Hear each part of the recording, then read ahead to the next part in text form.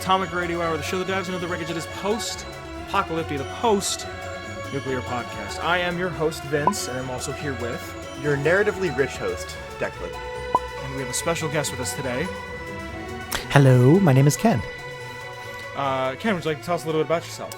Yes. Long walks on the beach, and no. I'm the host and writer, actor, editor, producer, everything for Chad, a Fallout 76 story. It's a podcast that is a dark humor storytelling podcast that takes place in the Fallout 76 world.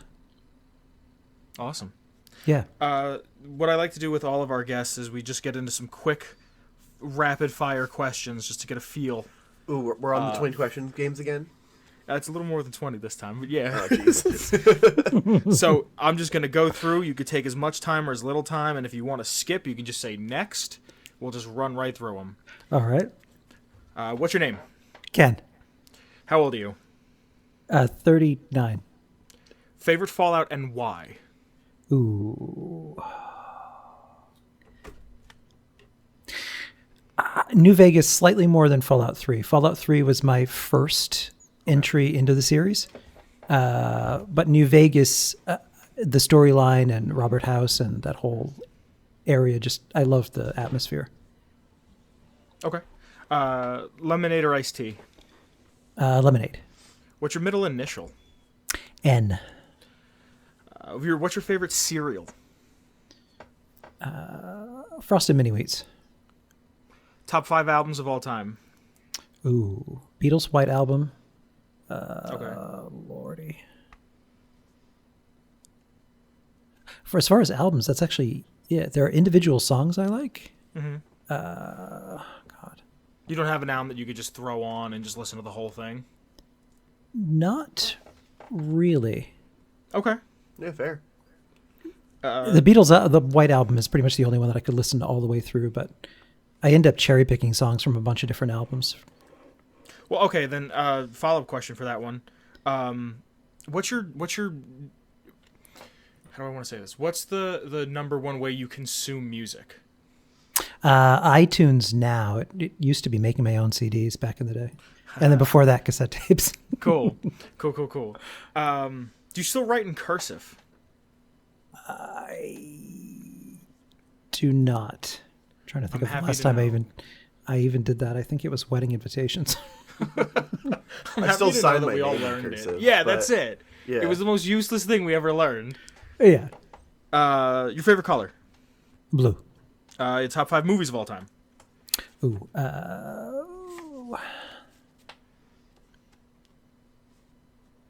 Fifth Element.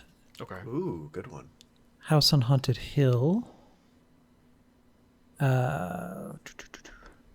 Scrooge with Albert Finney. Okay. 2 more. I would say the entire Lord of the Rings trilogy, but Oh, yeah. let's I'll pick, give you that one. yes, I'll give you yeah. that one. It's Yeah. one big movie. It's like Yeah. Kill Bill. Both It of them is. are one movie. Yeah. Yeah, and Kill Bill actually. Oh, cool. Oh, cool. Yeah. What's your favorite power armor? Ooh. T-51. B. Cool. Your shoe size? 10.5. Autobots or Decepticons? Autobots. What's your favorite word? Yesterday. What's your least favorite word? Moist.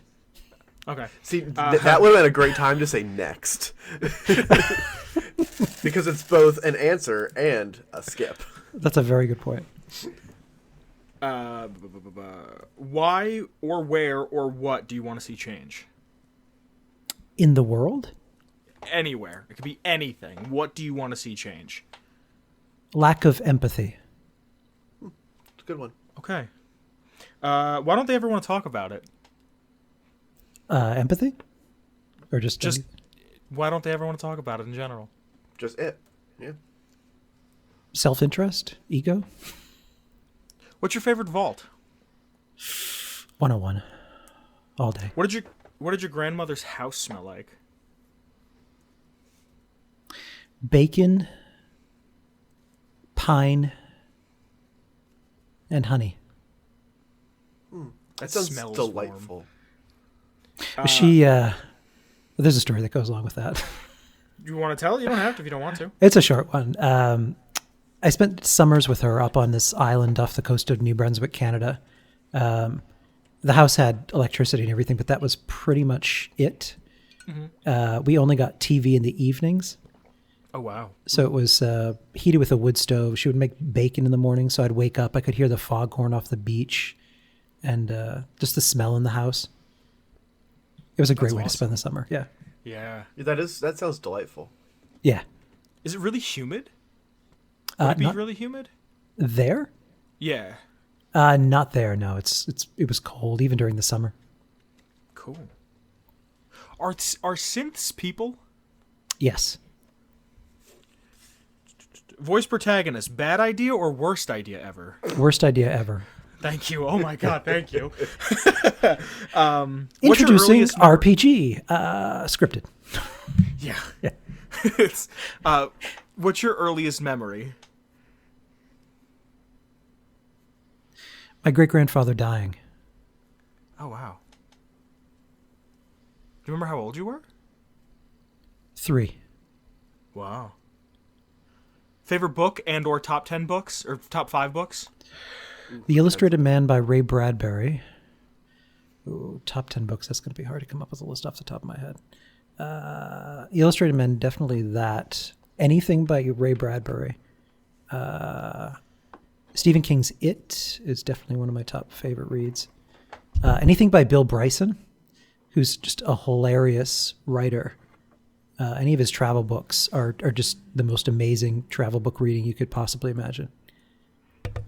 What else? John Bellairs, Edward Gorey, which technically isn't books, but I love his drawing style. Hey, cool. Graphic novels are books. Yeah, they are. Yeah. I got away with reading a lot of graphic novels in school. What's my next one on here? What simple joy makes you the most happy?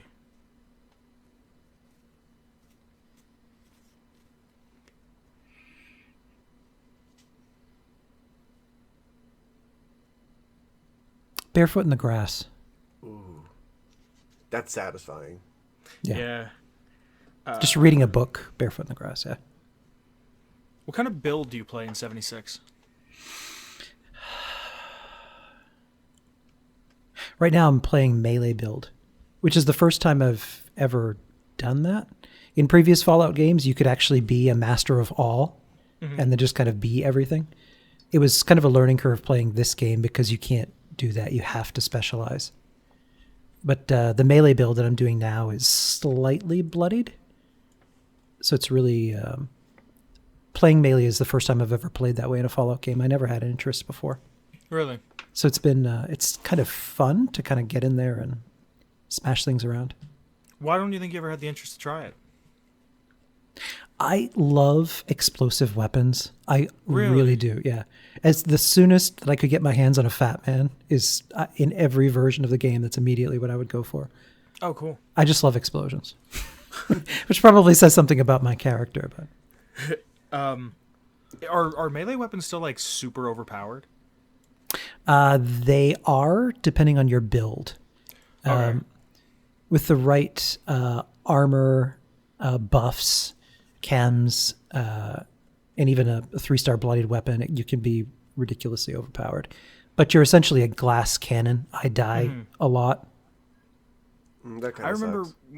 I remember when it first came out, our buddy Kyle wanted to play it like a medical Healy man, and he wound up becoming the tank because he was like, "Oh, I'm just gonna stab things." When it first came out.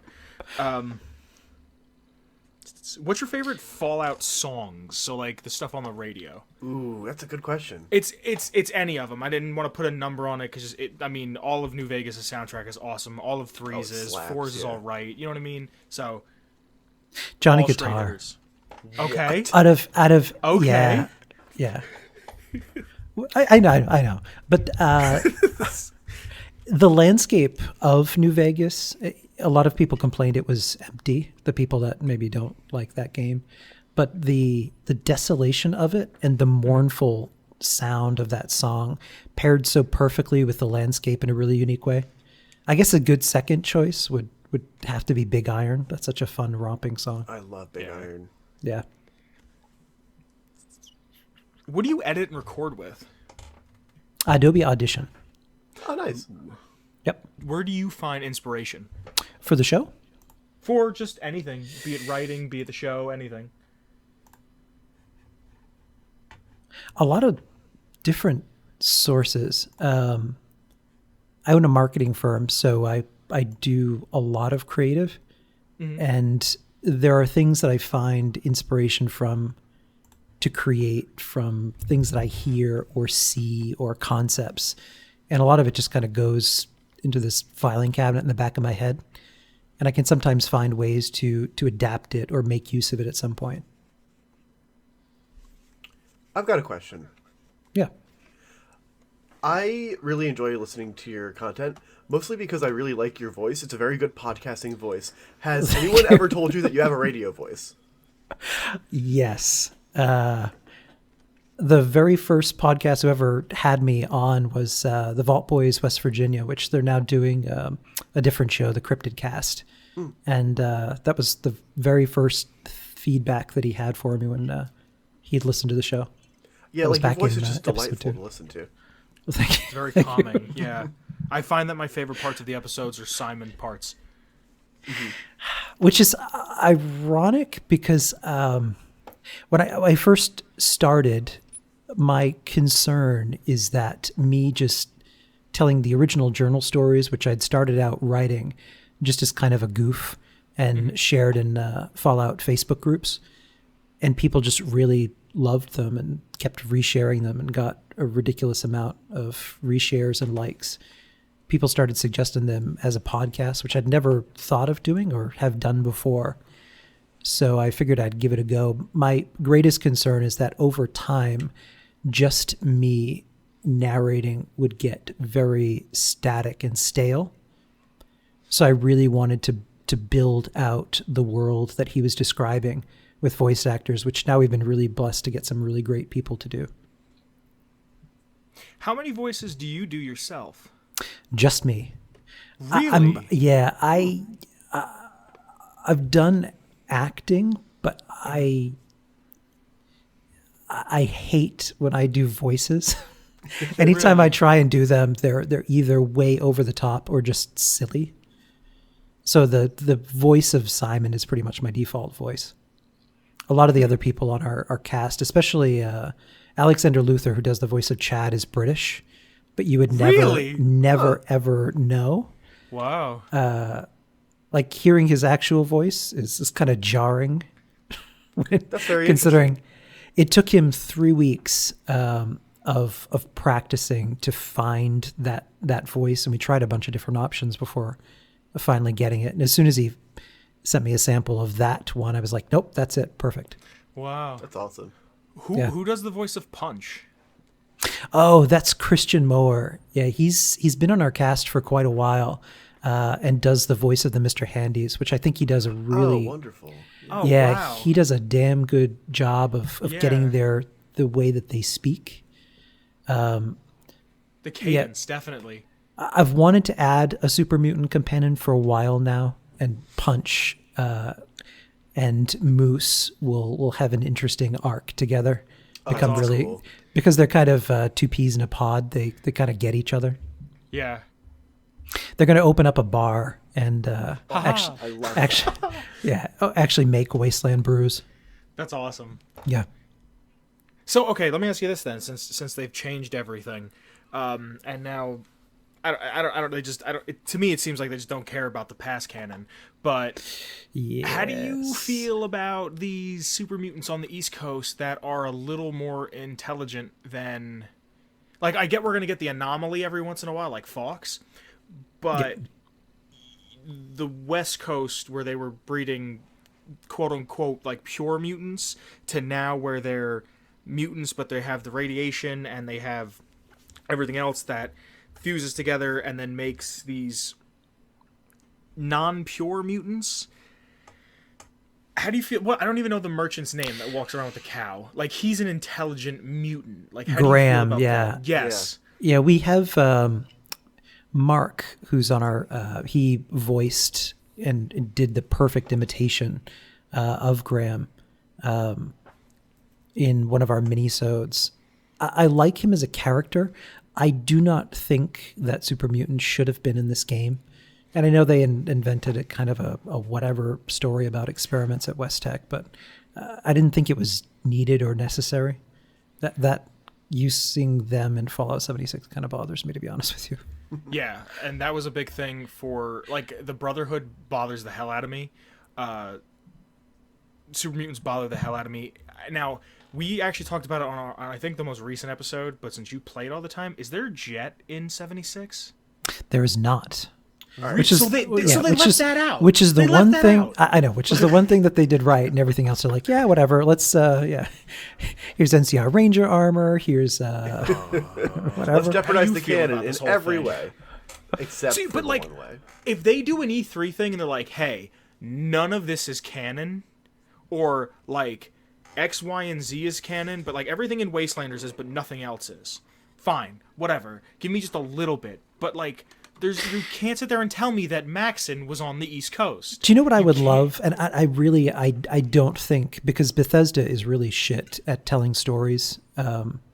That's not their strong point. They're great at building out worlds, but building compelling storylines has never been their strong point.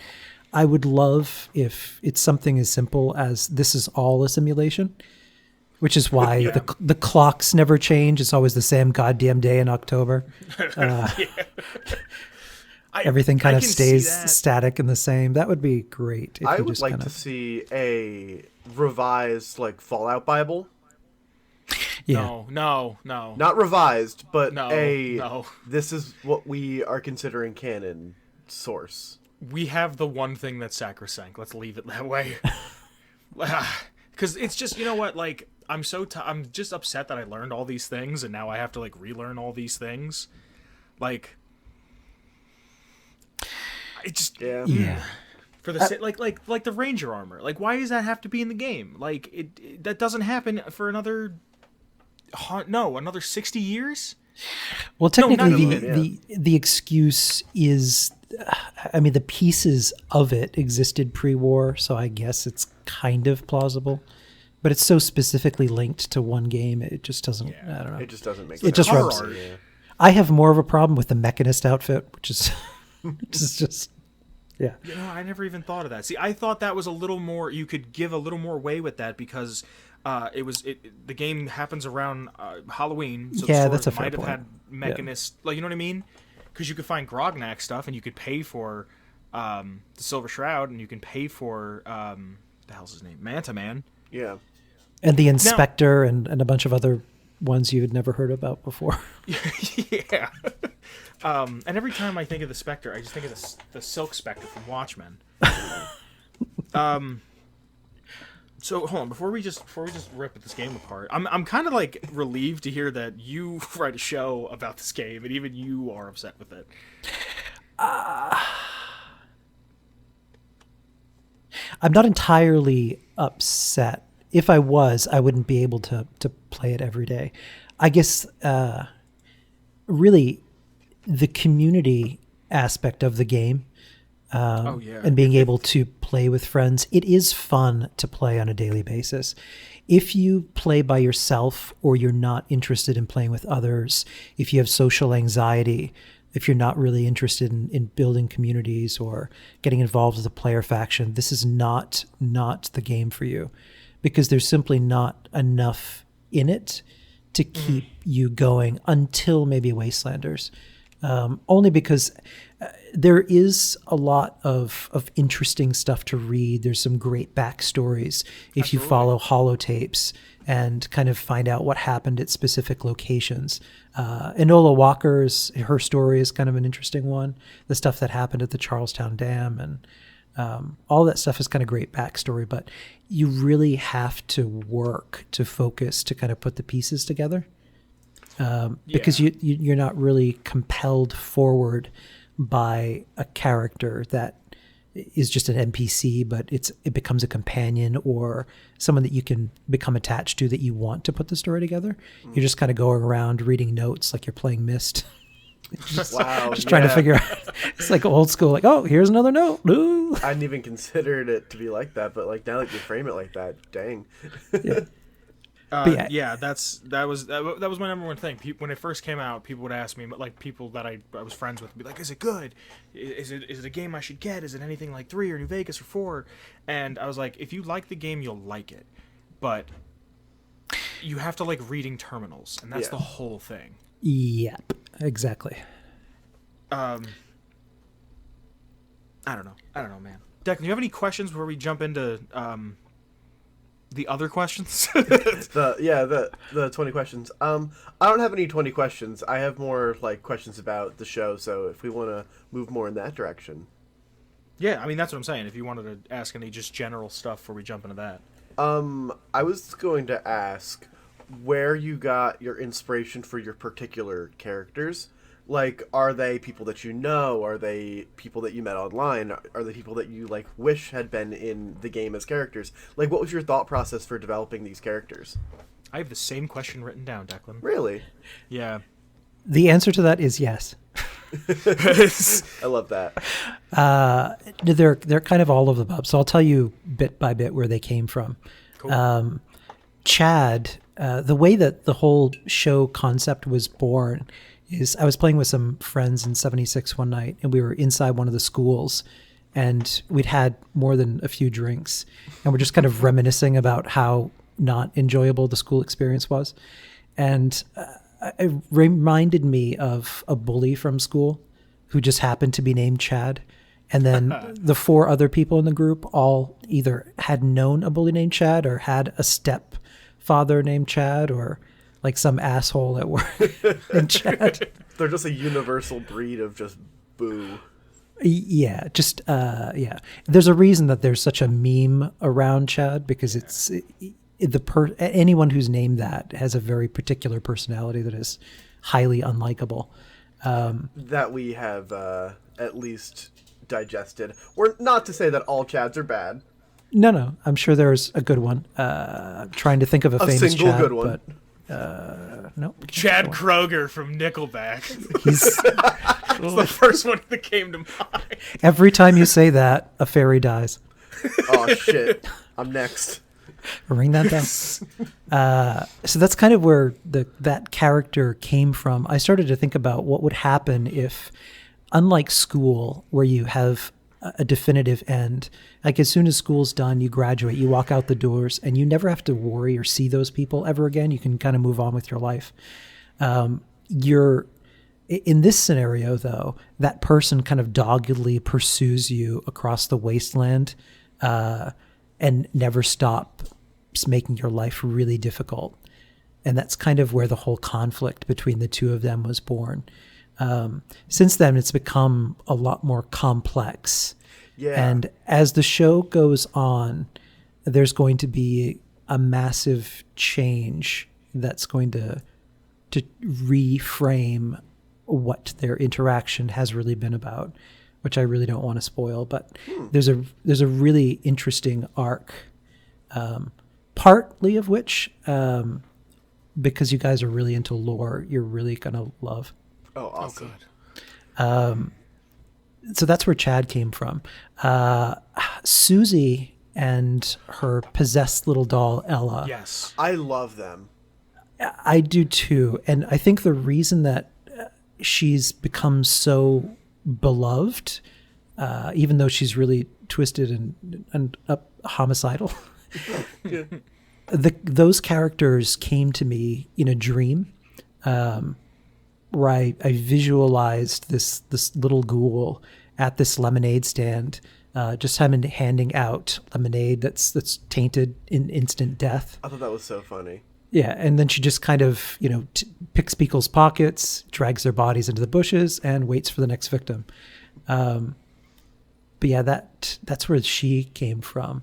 Brian, who we introduced in episodes 5 and 6, the Sickle Man saga, that was our 80s camp horror slasher send-up. I really enjoyed that. Actually, the most recent episode that I listened to was the closing episode of the camp saga. Oh, yeah. So I really, really liked that. I'm a sucker for like a slasher. I thought that was so fun. I am too. And with American Horror Story 1984 coming out, it was yeah. kind of the perfect timing to do that kind of homage. And I love 80s horror, having grown up in that period. But Brian is actually based on a real person I was in the Boy Scouts with. Oh, awesome. And so much of his irritating do-goodery, always preparedness, and even the awkward scenes that take place at night in the bunk bed above was all real. Really? Yeah. I thought that was so funny and so relatable because I was also in the Scouts, and it just there'd be certain things that just like, oh my god, that's so real. Yeah. Yeah, but Declan, you don't go anywhere without a backpack. Listen, Like, you want to talk about being prepared. Listen, Declan, hey man, we're going to White Castle. We're going to be there for 35 minutes. Okay, laptop, phone charger, backup battery, 2 cases of water, a map, a second map, a watch. Like, listen, I'm always prepared for anything. We've got a flat tire. Don't worry. Let me do a sheep shank real quick. Yeah. It's just, I don't know, it always makes me laugh. I have a question about Susie, though. Yeah. When you started to write her, what was the main idea for writing a ghoul child? Because I like how when she's talking to the other ghoul children, the one of them says, "What are you, like 30 and you still play with dolls?" Oh, wow. Yeah. Ghoul children, I don't know if this has ever really been focused on before, but There's only one canonically. She essentially is trapped in time, and there's kind of the dynamic that she has with Chad is kind of baffling, because all too often fans comment like, how is Chad a good father? Like, it just kind of blows your mind. He really takes her under his wing and becomes kind of a stand-in father, older brother figure. There's a scene where she found buff tats on a bookcase in the middle of the road, as one does, and she, like, the label was slightly scratched, so she thought it said buff tits. And she's been taking them this whole time, thinking that they will help her grow up, so to speak. Yeah. Oh my gosh. And he has this awkward, so it's kind of funny, but then she starts tearing up because she's always going to be a child. She's never going to be more than that. See, I think that's really interesting, because I liked how you took it of this more like, I'm an adult, but with almost the mindset and the body of a child, and right. she acts more like a child. And she never had that emotional development and growth. Yeah, right, but I like that. I like the idea of having years and years, because she could essentially live for hundreds of years, but living for hundreds of years and never getting the knowledge of anyone past, like, the age of 8, or right. however old she was when the bombs went off. I think that's a really interesting concept. And even developmentally, where the structure of the brain is, she's stuck in that same state. So she's never going to be able to grasp even concepts of right and wrong or risk reward, which is why we're so much more prone to taking risks, or there being gray areas in terms of what's right or wrong than when younger, because our brain simply hasn't developed a lot of that capacity yet. I think that's such an interesting choice in terms of writing the character, and I really do like how it's portrayed. The show is kind of a weird mix, because there's a lot of care and thought and things that I've done very specifically, even though the show is 95% dick jokes. So. I mean, you got a quota to reach. Yeah, but there's she's going to have an interesting arc this season. How many episodes a season? There are 20 in this season. Oh, okay. Yeah, so we're only about halfway done. Is that including the minisodes? The minisodes are just extras. Okay, cool. And they were kind of an experiment because the show is challenging for me to edit for two reasons. One, the amount of effects and time it takes to build kind of a soundscape. I've noticed the amount of care that you put into your sound design, and I really appreciate it. It thank you. It takes time to really get that. And so invariably, as soon as we drop an episode, like 2 days later, fans are like, okay, great. When's the next one coming on? So minisodes are just kind of fast, simple stories that require only one or two characters that are just fun and have they're a definite kind of build up and then a punchline. And a lot of the original stories that I'd written that people liked, I kind of had to throw out the window because they don't really work being added into a long form episode, where a lot of them are just kind of short punchline, kind of short stories. Mm-hmm. So they can work well as minisodes. Question for you just about your writing process then. Yeah. Would you ever consider moving out of West Virginia?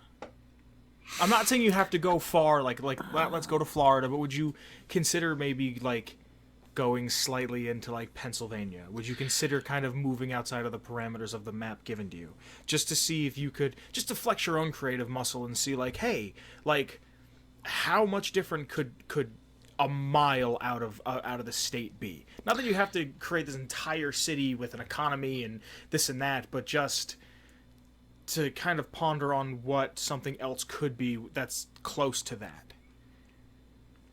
I'm trying to decide how to answer this question without giving away something important. Oh. Do you want me to cut that? I'm sorry, I didn't mean to like... No. Okay. I will answer it one way. The characters cannot move outside of the boundaries of the map for a very, very specific reason. Okay. Which we'll be getting into in future episodes. I do have a pretty beefy follow-up question. The second answer to that is after season 2, which is going to include Wastelanders, as the whole dynamic of the Wasteland is going to change once those characters come in and we kind of sync up our stories with whatever that's going to be about. After season 2, we will no longer be in Appalachia. Oh, nice.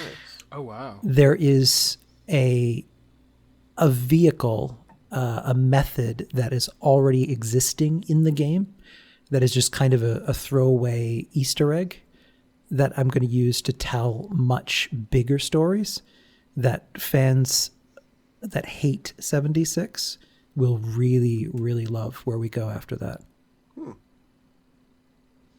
So I have a few ideas of what you're talking of. Like, I can hear your gears turning, but I do have a pretty big, important question.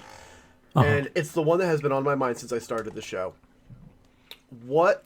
At what point did you decide that you're going to narratively include the game mechanics of Fallout 76? So, like, character dies, they respawn. At what point during the consideration for writing the show did you decide that you want to keep that in mind? Because, like, whenever we do our original content, we very rarely touch on the game mechanics of Fallout, but I think it's a really interesting choice to have included that.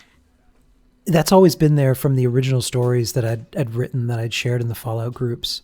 Partly because the glitches don't make me as mental or outraged as they do some people. I think partly because let's be real here. I've been playing Fallout games for a long time. If you've never seen a glitch in a Fallout game, you've never played a Fallout game. Right. Yeah.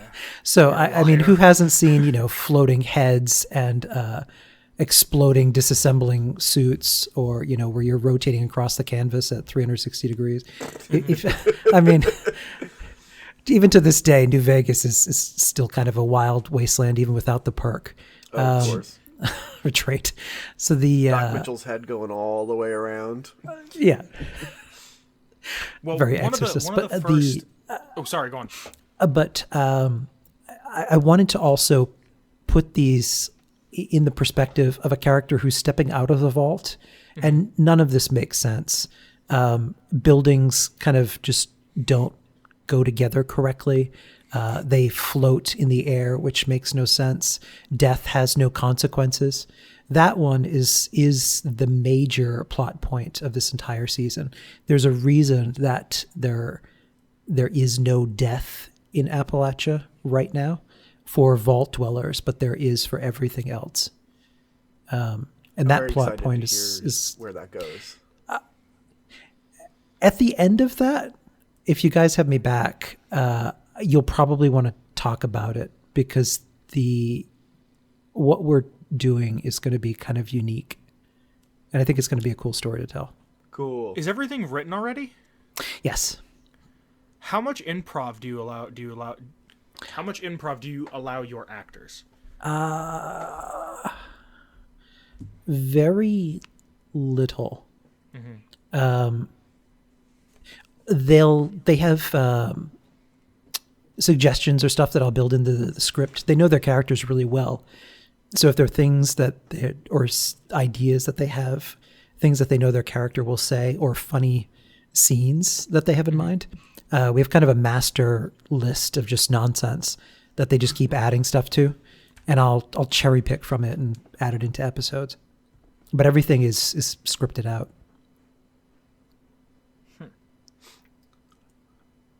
Interesting. You're gonna love where it goes. I'm very. I think I am. Yeah.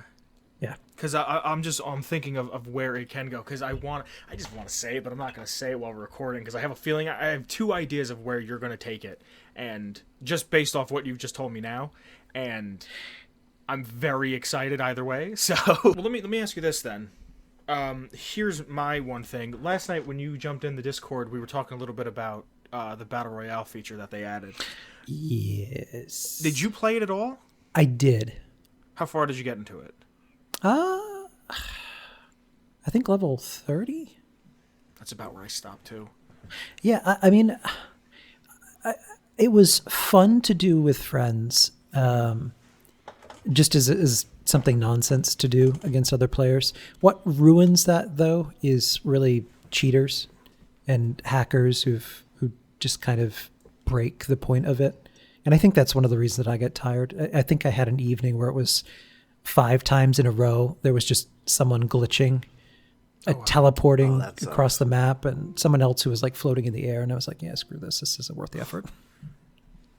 See, my whole thing with that was another thing that was just lore breaking, is once you got to like level 40 something or 50 or 60 something, you got Enclave Outcast armor, or not Enclave Outcast, Brotherhood Outcast armor, and I was like, I want that. Yeah. But what I did appreciate about that is being able to explore that vault was actually really great, and I wish you could load into that as a world space without having to go into Fallout. You still Nuclear can't? Winter. No, it's a cool vault to explore. With the exception of Vault-Tec University and where you start out in the vault, you really can't explore other vaults that are interesting. I mean, you can do, and I'll be completely honest with you, I haven't done the Vault raid either, the Vault 94 raid. I didn't even bother with that yet. I probably will at one point, but what discouraged me was it seemed very grindy for not a lot of reward. Like in Discord voice, I stayed out of it, but a group of friends went in, and it's kind of like playing Simon back in the day, where someone's like, okay, crack it, whip it, okay, smack it, okay, patch it, now push the button, okay, now go back and crack it again, okay, now smack it, okay, push the button again. It just seemed like a lot of them, like that doesn't sound fun at all. Yeah. I was excited when I got into 51, and I was like, ooh, look, lore.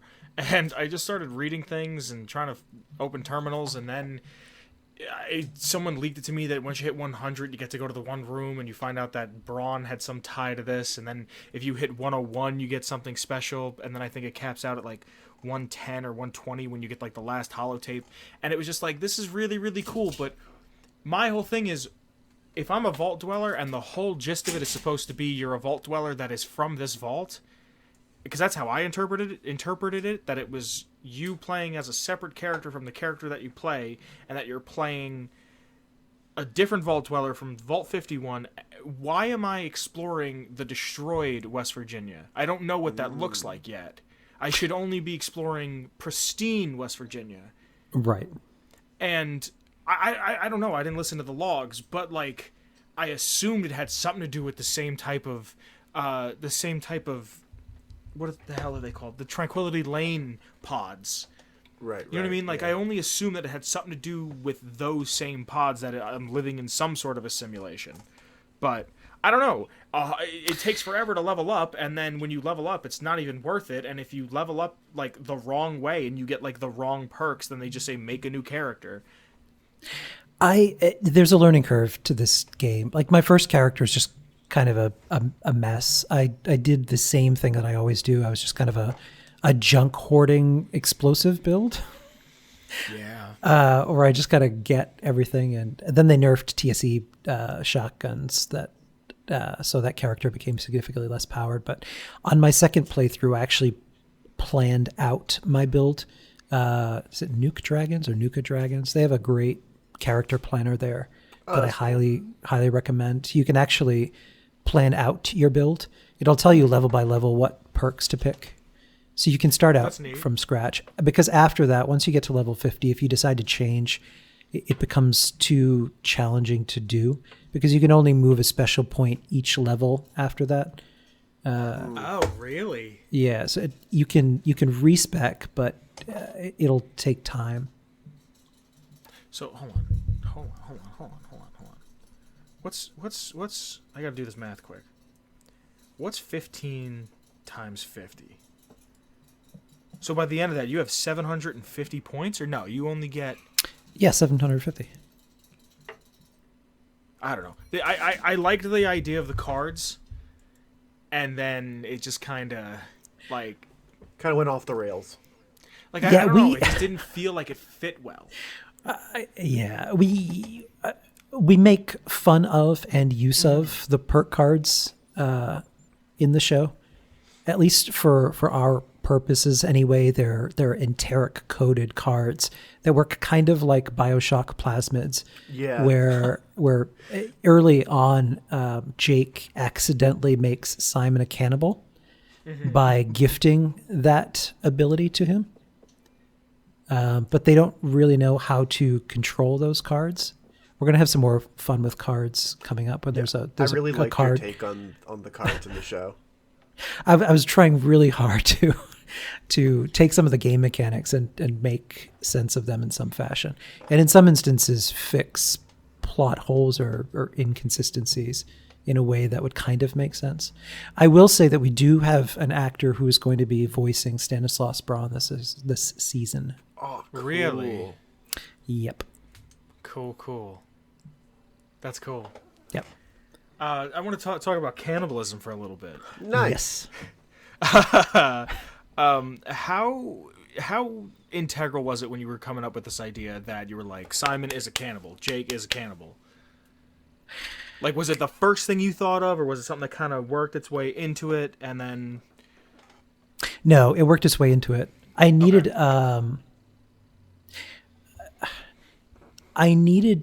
the character of Simon to have an increasingly difficult time to move his character in a specific direction.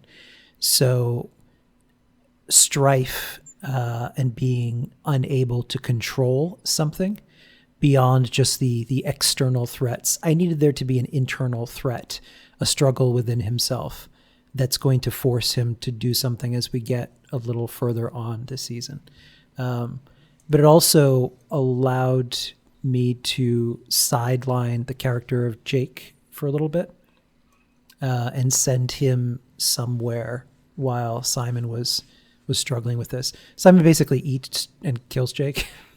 Yeah. Loses control. It'd be like that sometimes. Yeah, sometimes you have a friend feeds you someone you went to school with, and you get a little upset. Yeah. So that's exactly it happens. Friends. Yeah. I mean, when we met, like, Vince ate me entirely. Yeah. So, now here's the thing that bothers me. How come there's not more cannibalism in the games to begin with? I think that it would be such a huge kind of thing that you really Cannibalism. only see Everyone's in doing it. Andale. Yeah, you would think so. I mean, iguana bits are human parts. If you go back to Fallout 1 and Fallout 2, I forget which one it is, but I know Iguana Bob shows up in the first one. But I'm pretty sure, I think it's the first one. You can do a quest for him, and he's like, hey, don't tell people, but it's people. So, like... Let's not forget in why- the pit where you can be the worst thing you can do in any Fallout game. You can decide if you want to eat the baby. Yeah. Oh yeah. So why is there not, like, I when I first heard, like, oh, we're out here eating people, I was like, good, because that's exactly what would happen. Because that's the first, like, and I don't care. If you're going to sit there and call yourself a foodie or someone who enjoys fine cuisine, bombs drop, and the first thing you don't do is try to eat a person. Are you really a foodie? That's Yeah, I fair. mean it's like diners, drive-ins, and eating Dave. You can just kind of have a show about it, talk about Yeah. different ways to cook people. It's funny that you're talking about cannibals because the Thanksgiving episode or episodes that we're working on this month, episodes 10 and 11 take place with outside the game what is the largest player faction of players, which is EAT. It's the establishment of Appalachian taste testers. They were one of the first large groups to form of players that kind of ran together as a faction. Todd Howard had mentioned them in an interview. They've been written up in a few different gaming magazines. And the founder of that, Chris Grawl, has been kind of hovering in the background of our cast. He's going to be voicing himself in episodes 10 and 11. But the whole cannibalism arc That's so cool. will be coming to a head very shortly. And the whole concept of that is the imagery of reaping, sowing, having a bountiful harvest is very appropriate for Thanksgiving. So Simon's going to go to an interesting buffet at the Black Bear Lodge. That's love awesome. Yeah. I like how you had the Fallout 5 guys on as well. Is that them or is that It is. other people? Okay, because I Yeah. knew that was a faction, but I didn't know if it was what do you call it? It was them voicing themselves or people that you had voicing them.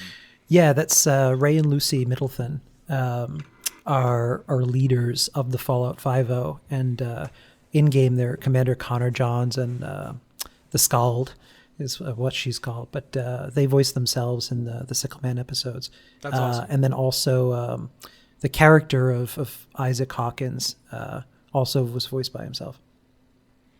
Cool. Yeah, I like that. I like that little includement. Is that a word? Inclusion. Mindfog was a Fallout 4 storytelling podcast that's still out there that's journal based. And if you get the chance to check that out, it's worth a listen. Mindfog. I'm going to write that down. Yeah. Well, Sebastian. if you ever need any bantering radio host, you know where to find us. And how? Really good at yelling at Declan. Yeah. And I'm really good at taking it without crying. It could be a random encounter.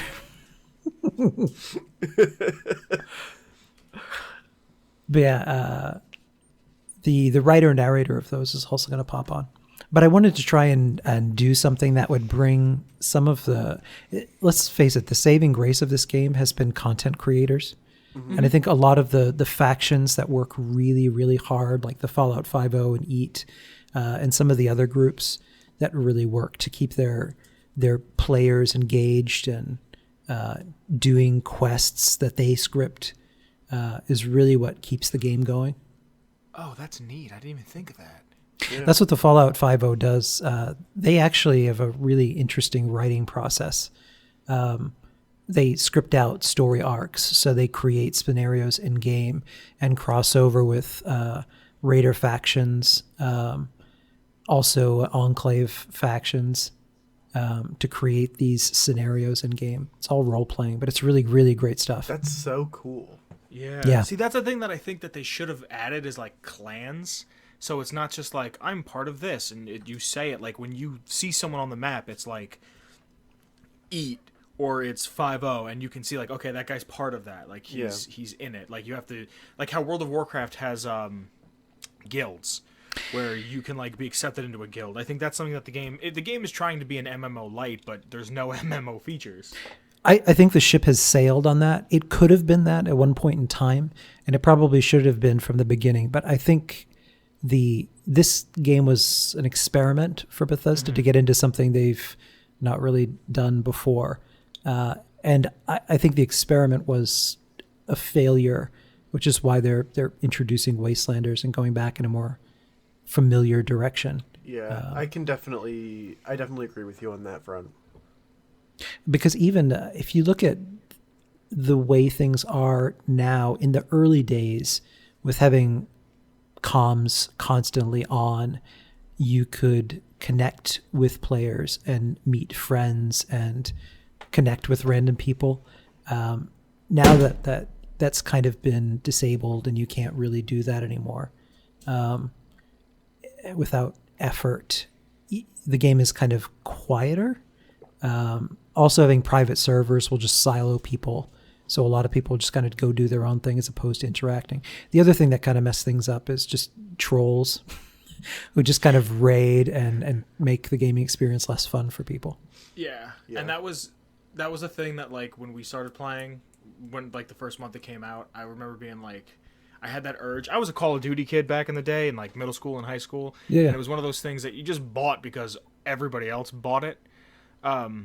And that was, like, especially with, like, Halo, oh, my God. You would just lay into other kids. And I was kind of, like, itching to get back into that, like, in a weird way, like, in a weird nostalgic, like... Yeah, I'm ready to start bullying again. Yeah, you know. Like, well, one time I was hanging out with my brother, and my brother's younger than I am, and, like, he's still in school, and he was playing Grand Theft Auto Online with his friends. And this kid jumped in, and he sounded to be, like, maybe 5 or 6 years older than my brother. And I was like, how? And I had the mic, so I'm talking to my brother's friends. And I'm like, how old are you? And he's like, I'm 17. And I'm like, dude, you're 17 and you're talking to a bunch of kids. He's like, how old are you? I was like, I'm 49. I got kids to feed. He's like, I go to work every day after school. I'm like, yeah. I was like, I got alimony to pay. Like, I'm just making shit up just to mess with the kid. And then he's in the party, and I realize that my brother has him on his friends list. So I take him off my brother's friends list, and I say to the guy, I'm like, hey, man, you know what the shape of Italy is? And he goes, a boot? And I went, haha, and I kicked him. And I was so happy to know that the old tricks still work. Like, That's awesome. It's one of those things that just is so ingrained into people online that I was expecting more of it, and I never got griefed in the 30 hours I played. I did it once just to do it, just to be like, all right, I did it, and then I'm done. Like, I could say I did it. Everybody's got to do it once, right, and then it's over. But I don't ever remember being shot at. I don't ever remember my house getting destroyed. Yeah, I had no experiences with griefers, I don't think at all, in Fallout 76. Yeah. There's more of that now than maybe there was in the early days for one really specific reason. For the most part, once you get to a point, there's not a lot to do. So you might as well just, go make somebody miserable. I mean, it's nothing to do. I mean, I have some friends who joined raider clans, and that's kind of what they do. But they still play every night. They've just run out of things to do. They're kind of master traders, so they've kind of collected everything. They're maxed out caps, so there's nothing for them to do. Yeah. Well, that's my big thing, and that's what I didn't like about 76 right away, is that, like, I can't keep all of my weapons, because when I play a Fallout game, especially for the first time, I like to have one of everything. Yeah. There's something about, like, being in this, hey, money doesn't exist, and the thing that really should be your source of currency is water, but it's bottle caps. So I have to have one of every chem. I have to have one of every weapon, one of every piece of armor, because I don't know. I must have grown up during the Depression, because I'm like, I must save this can. I can fill it with water for later. Like, I don't know. There's just something, like, in my monkey brain that, like, clicks, and I'm like, oh, I need everything. I need one of everything. You're a collector at heart. But it's weird, and that's, like, a thing that put me off with 76. It's like, oh, I have 600 pounds of stuff I can keep in this chest, and, like, half of it's stuff that I'm never going to look at again. It's just, I need to know I have it. I know, and I struggled with the same thing, but I kind of reached a zen moment where I took a look at my stash one night and I'm like, I no longer need this. You recondoed everything? I was reborn. Because especially with playing melee on my character, in a way it's kind of liberating. So every piece of ammo and every weapon I can just sell or Becomes drop. money. Just like, a buy. See, there's just a lot of stuff that you don't really need. And the same is true with junk. Once you've kind of built a mega camp and you're not really interested in moving again, you really don't need the junk. You can just kind of offload it. Do they fix putting down camps, or is it still awful? It is better now. Okay. It still has its moments. Yeah, when we started up our game, our main game, we play D&D, but we play like a Fallout version of D&D, and we have a show for it here. Not to plug myself, but these are characters that we've been playing for a while, and I play this. I play a ghoul. I'm fascinated by ghouls and mutants, but especially ghouls. And my whole thing is that I am a lawyer from pre-bombs dropping New York, and I wanted to build an office. Like, I wanted to build a law office where you can come and you can say, like, hey, I need this done and I need that done, and this guy's trying to take me for this, and that's going to... And, like, I really, in my head, had built up this story that I was going to build into the game, and that downstairs would be a shop that one of our other party members was going to have, and then upstairs was my office, and then the third floor was going to be, like, the penthouse suite. And I had this whole thing, and I spent fucking forever looking for bricks. It was so hard to find bricks. Yep. And then, like, we were trying to speed run to get everything, and we wound up finding the schematics to make stim packs. And once we found the schematics to make stim packs, we pretty much finished the game on accident, and we don't know what happened. So it was like, well, what was the point of that? Like, so I know literally nothing. I went from leaving the vault, finding the overseer's boyfriend or whatever he was, after I couldn't get him to spawn, and I had a world jump to try to get it to work. And then the next thing I know, I'm at the White Spring. Like, I don't know. Like, I have such a weird relationship with the game because it was so much of a sandbox to me, to the point where, like, I didn't see anything that I didn't want to see, where normally it's like a Fallout game is I want to see it all. And, like, I knew something was different about the game because it was the day after it came out. I remember I looked at someone and I was out of the house and I went, there's a new Fallout game and I'm not home playing it. Like, it just felt, something about it didn't have the same panache. Like, it didn't have the same level of like engagement. whimsy, I guess. Yeah, like, just something weird about it. It's not the same experience at all. Yeah. I mean, there are things that I'm still discovering, because there's a lot of stuff that isn't marked on the map. There's a really amazing spot that I just kind of stumbled around last week, and I've been playing since beta. So there's a lot of stuff in there. One thing that they did recently is they fixed it so you could go anywhere on the map, and enemies would scale proportionally to where you are, which I think was I disagree with that. Really? Because when you're in almost any game, if you start out at a lower level, before you can just kind of like skip ahead from, like, here's Mario at level 1 and he's okay, no, I'm going straight to Koopa. No, there's a whole journey to get to that point, as opposed to just being able to go anywhere on the map. On my second playthrough, I decided to change the experience so I would enjoy it more, because rushing through the game is something that a lot of people do now. Even like a friend of mine who started playing Outer Worlds finished it in like 2 days, and he's like, okay, now I'm bored. I'm like, no, take the time to appreciate the world space, because by the time if you just rush through the game, you're going to be over it. That's what I'm doing with Outer Worlds. I'm taking my time with it. You have to. Like, I swore off fast travel on my second playthrough, so I'm role-playing more, where I'll just kind of make my way through an area, plop down a tent, and then I'll pick up from that point.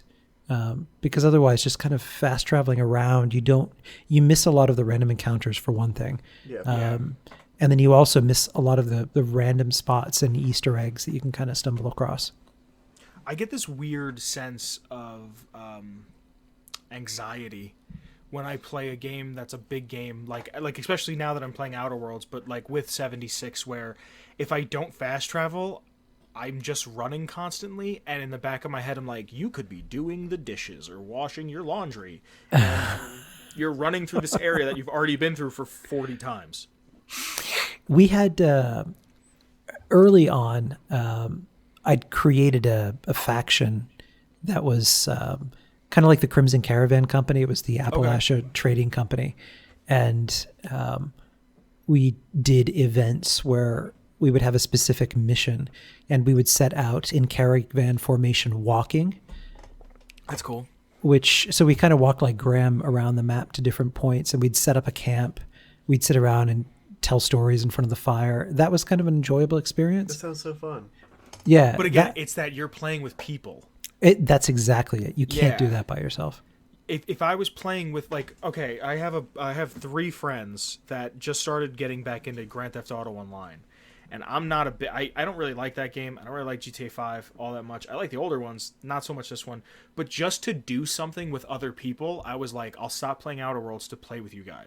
Right. Yeah. You know what I mean? It's it's about hanging out with friends, having a laugh, and just enjoying each other's company. It doesn't really matter what you're playing in that regard. But if you're just playing by yourself, you have to have, there has to be some meat to the experience. And that's what's so weird about it, because my favorite thing about a Fallout game is the loneliness. And that's my big thing with 3, is that it's these constant themes of loneliness and having to get through it and being by yourself. And at the end of it, even though it's not the greatest story in the world, at the end of it, you understand, like, hey, it's okay to be alone. And, like, you have to deal with things as they come at you. And, like, with 76, I'm like, I'm alone and I'm bored. Like, you know what I mean? Like, it's... Like, it's everything you... What's the saying? What happens when you get everything you ever wanted? You know what I mean? Like, it almost makes me think of, like, I got exactly what I wanted, and I hate it. Not that I hate it. I shouldn't say that, because it has merit. It just doesn't have a lot of it. There's a different experience. That loneliness has a purpose in Fallout 3. The loneliness in Fallout 76 has no purpose at all. Like, there's no point to it. There's no lesson to be learned there. Because it's kind of stupid that you wake up on your own and everyone's kind of left. Mm-hmm. In our podcast, I wrote a reason for that, to set them out individually. It was part of the criteria for the Appalachia experiment, as written by Stanislaus Braun. So on the eve of reclamation, everyone was knocked out, dosed out, and then revived one by one to go out on their own. Yeah, and that's why it took Simon forever to find Jake and Amata, right? Yeah. Right. Yeah, everyone's plans about setting out together and going immediately out together as friends to form a community, build a farm, or the Vault Bro CrossFit gym. It all kind of fell apart, and everyone just kind of was forcibly scattered. I thought that was an interesting choice. I really liked it, because Fallout 76 to us is a game that's like meant to be played together, and forcing that for them to be alone, it kind of harkens back to the writing from Fallout 3. The loneliness has a purpose. Right.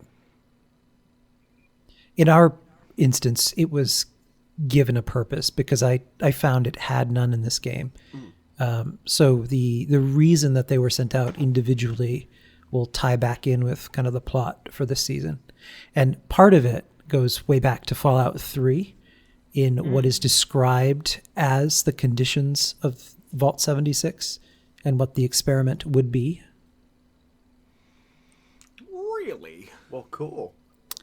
The terminal entry in the Citadel describing Vault 76, even though we're off by 5 years. I was going to ask about that.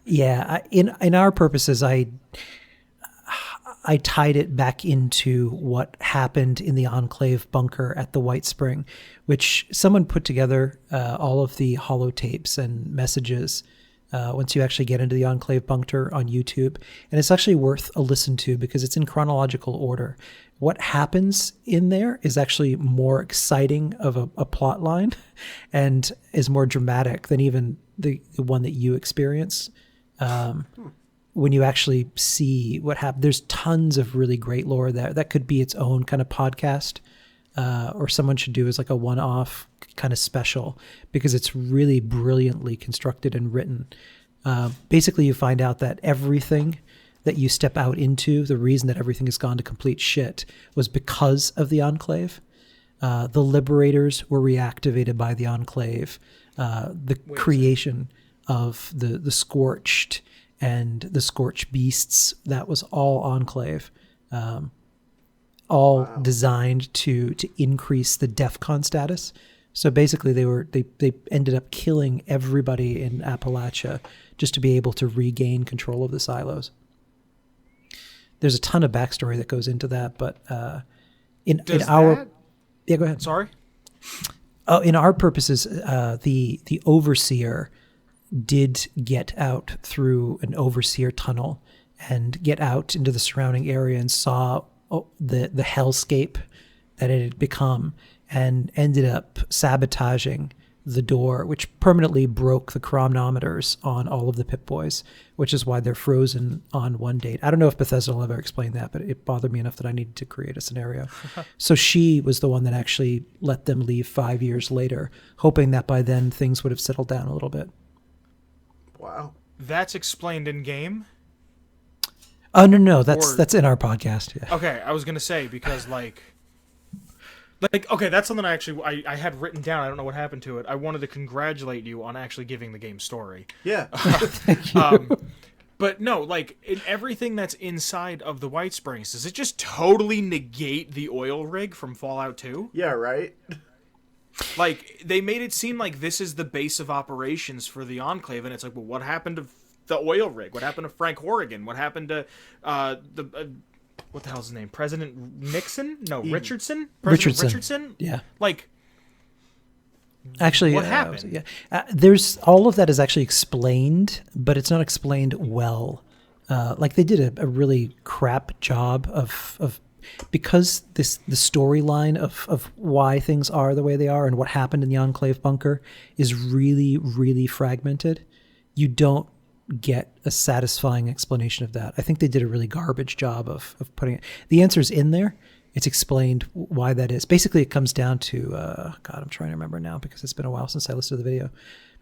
I'll send you guys the link because you might want to reshare that for people to listen to. But if you listen to it, it's a YouTube. The person reconstructed them in order so you can hear the whole story. I think it's 20 minutes, but it explains everything so you kind of understand what the hell happened in Appalachia.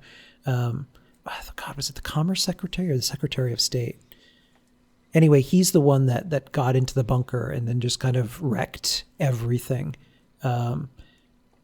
The president never made it into that bunker, even though he was supposed to. And there's a reason for that escapes me. But basically, it was a power play by the Secretary of, it's either State or Energy or something. Did they say the president's name?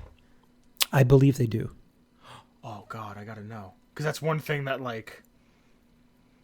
it bothers me, but it's something that I'm not worried about. I don't know the words that I'm looking for today. I guess concerned with. If you go to Diamond City, something that I just thought was interesting is that the Red Sox never won the World Series in 2008 or 7, right. Which is something as a Yankee fan makes me real happy.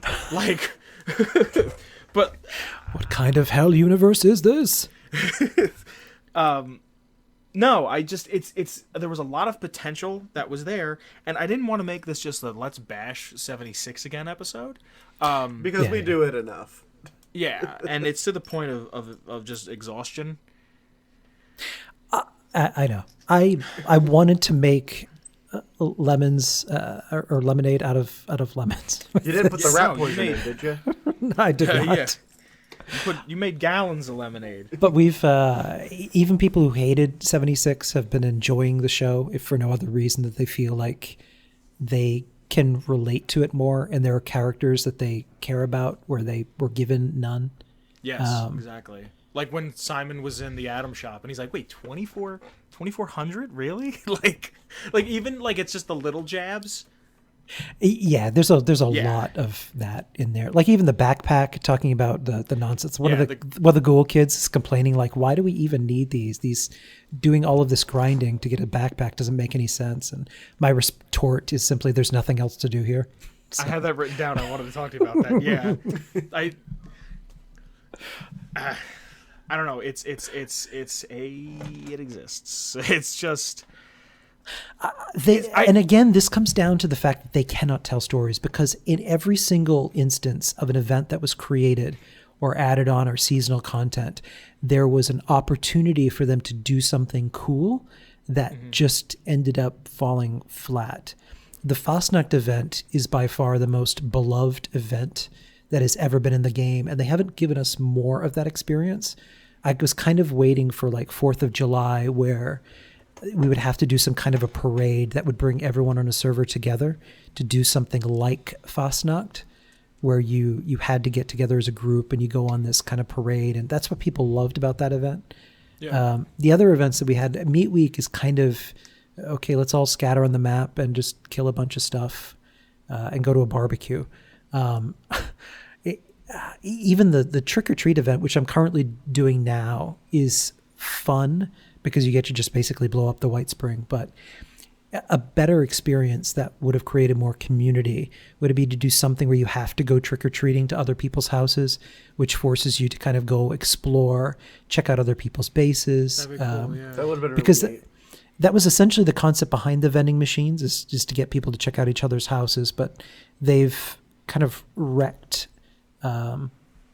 the ability to make money off them. So I think that with private servers, there's going to be even less vending. So that's yet another example of something that could have been something great and just kind of wasn't. Right. Okay, one more question then for you. Yeah. Madman Martin Mormon, the Radio Man. Yes. Is that based on Wolfman Jack? No. That's Mitch Mormon. Sorry. He has 76.1. He has the Vault. That's its own podcast. Oh, really? Yeah. I didn't know there were so many other Fallout podcasts. Yeah. His show is incredibly funny and is far more off color and in your face than even ours is. Oh, wow. It's a lot of sketches and a lot of humor. But he also he had done radio back in the day, and his Mad Dog persona was his radio personality from back in the day. That's cool. Oh, cool. Yeah. Cool. Declan, do you want to say anything? No, I just wanted to thank you for coming on. I've really been Thank you. enjoying listening to Chad, and it's been just really fun, and it's refreshing to see Appalachia given some a breath of fresh air into it. And I think you're doing Todd's work on this one. Thank you. Yeah, they should hook you up in 2095 when we get the next Fallout game. They should hook you up with something, because you've given this game more love than even they've given it. Yeah. Thank you. Thank you. Yeah, thank you so much. You want to go ahead and plug yourself? Yeah, it's Chad, a Fallout 76 podcast. You can find us at Fallout 76 podcast on Twitter, Instagram, and Facebook. We're on iTunes, Spotify, Stitcher. We were selected to join Pandora, so you can find us there now. You can do that? Yes. Declan, get on that. Okay. There's a review process where they'll give a listen and then decide to let you into a category. But I'll link you guys because they just opened it up for submissions. That's neat. Yeah. Wow. Thank you. Yeah. But yeah, you can listen to us wherever podcasts are heard. Cool. You want anything else real quick? No, I think that was it. Cool. Yeah, we'll have a Thanksgiving episode coming up this month, and then we're doing something very big for Christmas. Cool. Awesome. Yeah. Yeah. Hey guys, it's your boy. Epstein didn't kill himself. And real quick, we had a whole outro with Ken that we recorded, and it was top 10 segues of all time, in my opinion. But something happened where the audio and the video got all messed up at the end. So I'm just doing it quick, doing it right now. If you like our theme song, we love it. Give it a listen. Don't download it because we're using it. But you could also find a bunch of other free tunes by our man Shane Ivers. But our link is silvermansounds.com/freemusic/featherduster. Make sure you listen to us anywhere podcasts are sold, be it the Spotify, the Stitcher, the Castbox. Pandora apparently has it now. You can also find us on YouTube, which I think is the premiere. The premiere. Why is my voice doing that? I don't know if you can hear that on the video or not, but the premiere way to listen to the show, because you get the visual aspect of it. And we also have a Redbubble where you can buy merch and whatnot if you like. You could buy yourself a clock or a shirt or a sticker or a sweatshirt or a fucking towel, I think, or a bag. Trying to make sure I'm getting everything. It's hard to do it when Declan's not around. So, all right. Here's the thing. If you like the show, you want to contribute towards the show, you want to see the show get just a little bit bigger and a little bit better, you can find us on Patreon. It's just patreon.com/Atomic Radio Hour. Or you can find all of our links. It's pretty much Atomic Radio Hour on Twitter. You can find my links to my Twitter in the description. Declan's Twitter links in the bottom as well. I'm all over the place. Declan's not here to keep me in check. I apologize. But our Patreon, if you want to see the show get a little bigger, a little better, a little stronger, a little harder, a little faster, follow us on Patreon. You can throw us a couple bucks. It's not mandatory. There's a few people that have thrown us a couple dollars. I got to shout them out real quick. Gage. Thanks, homeboy. One of those guys who's always in our Discord. Discord, how did I forget? Join Discord. It's like Reddit, but not cringe. There's also Jordan, another newbie. We got Mason H, who's coming back again. We got the man Noah, who just picked up the fucking Keyforge set weeks before it's supposed to come out. And the OG of all OGs, the Friendly Companion Cube. Yeah. All right, let's see if my green screen skills look like garbage. And again, you should be watching on fucking YouTube because I'm learning how to green screen and trying to teach myself how to edit and make memes and shit. So, all right, everybody. Thanks for sticking around, and I want to thank Ken again from Chad. Thanks for coming on. Guys, go check his shit out. It's great. He's actually putting story into a game that is devoid of story. He's a good guy. It was a really, really nice conversation we had. All right, everybody. Wear clean underwear and make sure you wipe twice. Bye. Atomic Radio Hour Podcast.